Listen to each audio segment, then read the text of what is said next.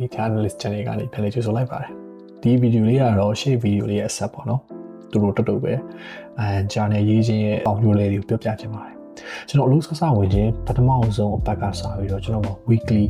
report ဆိုရှိတယ်ကျွန်တော်ဒီတစ်ပတ်လုံးမှာဘာတွေလုပ်ခဲ့လဲကျွန်တော် date line ရေးထားတာပေါ့နော်တခါတလေကြာရင်နိုင်တွေပါထည့်ပေါ့တခါတလေမထည့်ချင်လည်းမထည့်ဘူးအဲ့ကောင်လေးကဘာကောင်းလဲဆိုတော့ manager ကကိုယ့်ရဲ့ channel ကိုကြည့်လိုက်တာနဲ့ကိုဘာလုပ်နေလဲသူသိလို့ရတယ်ဘေးလူကကိုပြောလို့မရဘူးဥပမာကျွန်တော်တငယ်ချင်းကြပါတော့တခြား organization မှာလုပ်တယ်သူကပြဿနာဘယ်လိုရှိလဲဆိုတော့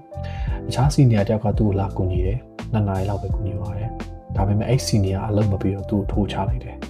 ဒီလူကတစ်ပတ်လုံးသူအကူအညီပေးနေရလို့သူအလုပ်မပြီးတာပါဆိုပြီးတော့အဲ့တော့ပြဿနာအကျိုးဆက်အနေနဲ့ကျွန်တော်တကယ်ချင်းတခြား department ကိုပြောင်းခံနေရတယ်ပေါ့နော်ဒါပေမဲ့သူ့မှာပြန်ပြီး fight ဖို့ကြတော့ပါ evidence မှာရှိမနေဘူးအဲ့ချိန်မှာကျွန်တော်သူ့အကြံပေးတာjournal လေးရေးတာပေါ့နော်နောက်ဆိုကို manager ကိုဆရာပဲကိုဖာလုပ်တယ်ဆိုတာကိုသိလို့ရတယ်နောက်တစ်ခုကကျတော့ကျွန်တော်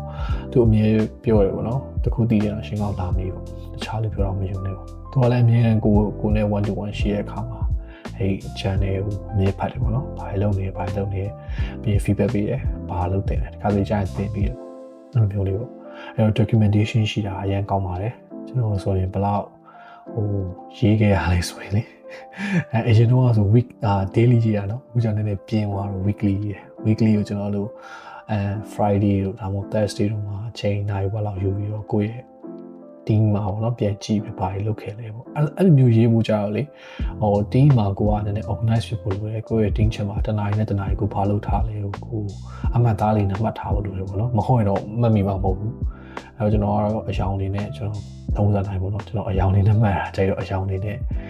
ကျွန်တော် team မှာအားလိုမျိုး meeting တွေကလွယ်ကျန်တဲ့အချိန်မှာပေါ့နော်ကိုဘာအတွက်သုံးနေပေါ့အချိန်လို့ရေးထားတယ်ပေါ့နော်အတူကောင်းလေးအဲ့တော့မှတ်မိတယ်ပေါ့ဒါပါပဲအားလုံးပဲစင်ပေးကြပါစေအားလုံးပဲကျေးဇူးတင်ပါတယ်